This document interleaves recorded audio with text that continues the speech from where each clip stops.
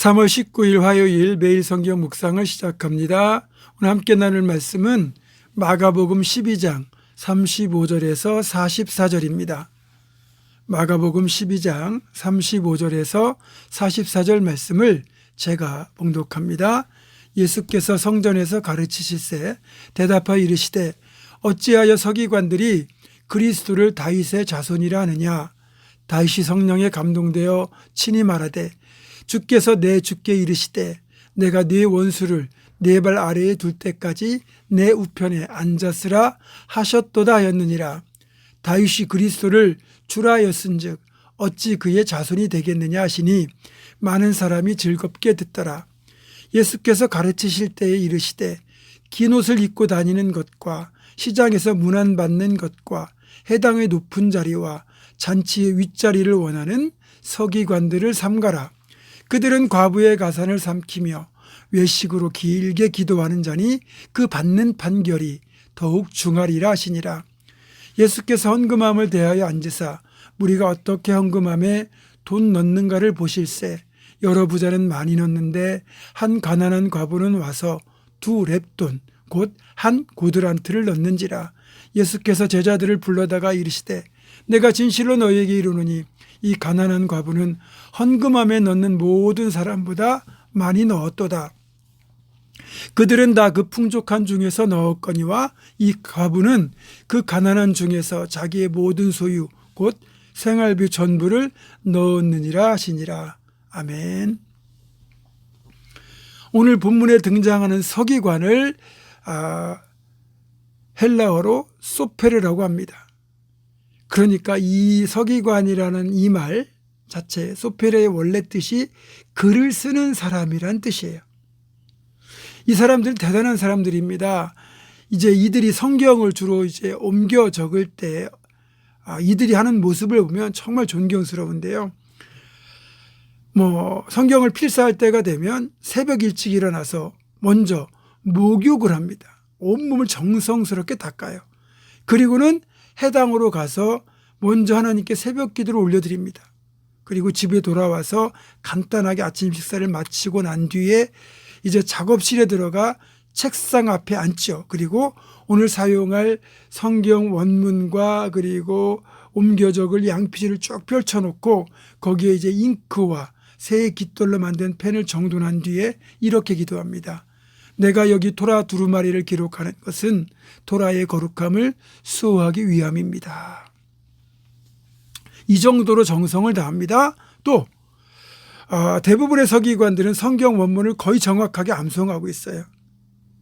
그렇지만 기억에 의해서 성경을 필사하는 건 엄격히 금지되어 있습니다. 기억을 아무리 잘해도 실수할 수 있잖아요. 그래서 조그만 실수라도 막기 위해서 원본을 철저하게 한 글자 한 글자 정성스럽게 살펴보며 그렇게 옮겨 적습니다. 이처럼 이들이 매일 하는 일이 하나님의 말씀인 성경을 정성스럽게 필사하는 일이었기 때문에 서기관들은 누구보다 말씀에 대해 많이 알고 있고 또 말씀을 잘 실천한다고 자부하는 사람들이었습니다. 여기까지는 참 좋은 모습입니다. 문제는 이 서기관이 되었다는 사실에 지나친 자부심을 갖다 보니까 사람들의 시선을 은근히 즐기는 겁니다.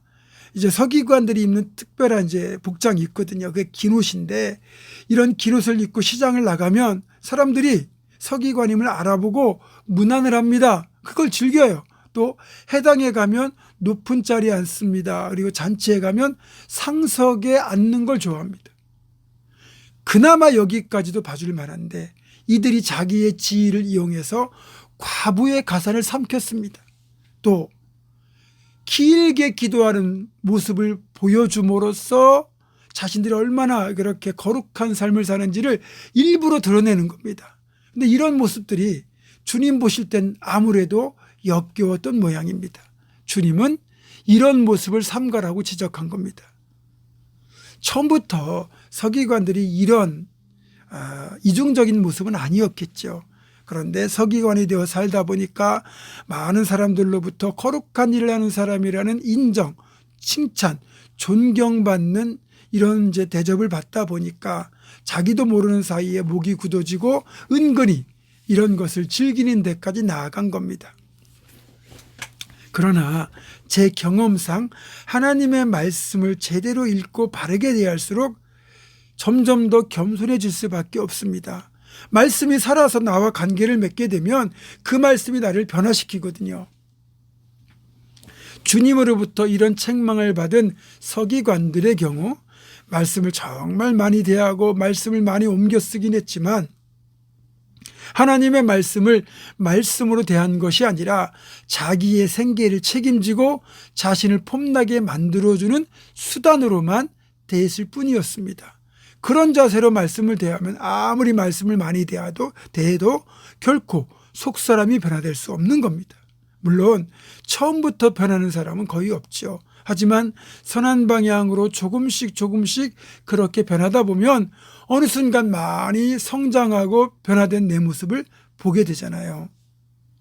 자, 여러분, 우리가 어느 순간 이렇게 변질된 서기관이 되어 있지 않은지 늘 점검하셔야 되고요. 특별히 저는 목회자이기 때문에 제 자신에게도 이런 질문을 참 많이 해봅니다. 정신 바짝 차리고 늘 겸손하게 이 목회의 자리를 섬길 수 있도록 여러분이 기도 많이 해 주셔야 됩니다.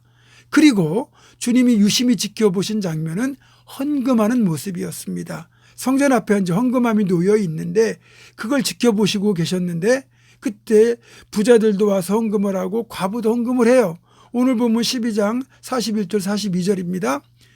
예수께서 헌금함을 대하여 앉으사 무리가 어떻게 헌금함에 돈 넣는가를 보실세 여러 부자는 많이 넣는데 한 가난한 과부는 와서 2렙돈 곧 한 구두란트를 넣는지라. 보니까 부자는 이제 여러 부자 그리고 과부는 한 가난한 과부 이렇게 말하고 있지 않습니까? 그러니까 부자는 여러 명인데 가난한 과부는 한 명이란 말이잖아요.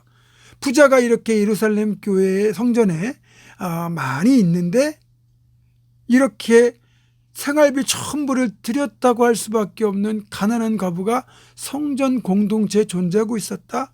이게 문제라는 거죠. 누가복음 20장 47절을 보니까 서기관들이 과부의 가산을 삼켰다고 되어 있어요. 이 서기관들은 부자의 어떻게 보면 대명사일 수도 있습니다. 그러니까 부자가 정당하게 벌어서 부자가 되었다면 이는 칭찬할 일이지만 가난한 과부의 주머니를 털어서 자신들의 입속을 채웠다는 말 아니겠습니까? 소위 말하면 등쳐먹은 거예요.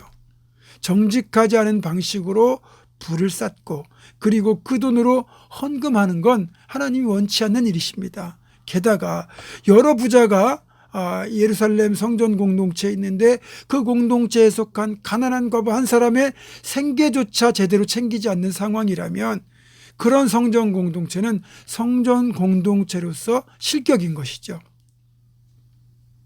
무엇보다 하나님이 보시는 헌신의 기준은 액수가 아니라 비율이라는 것도 알려주셨습니다. 많이 드리는 것도 중요하지만 또 기쁨으로 드리는 것도 중요하지만 주님께는 액수보다 비율입니다. 여인은 가난하지만 자신의 전부를 드린 겁니다. 그래서 주님이 이 여인의 헌금을 칭찬하신 거죠.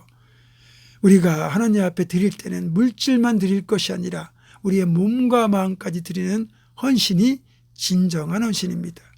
우리는 온전한 교회 공동체를 세워가고 또 진정한 마음과 기쁨이 담긴 온전한 헌금을 드릴 수 있기를 주님의 이름으로 축원합니다. 기도하겠습니다.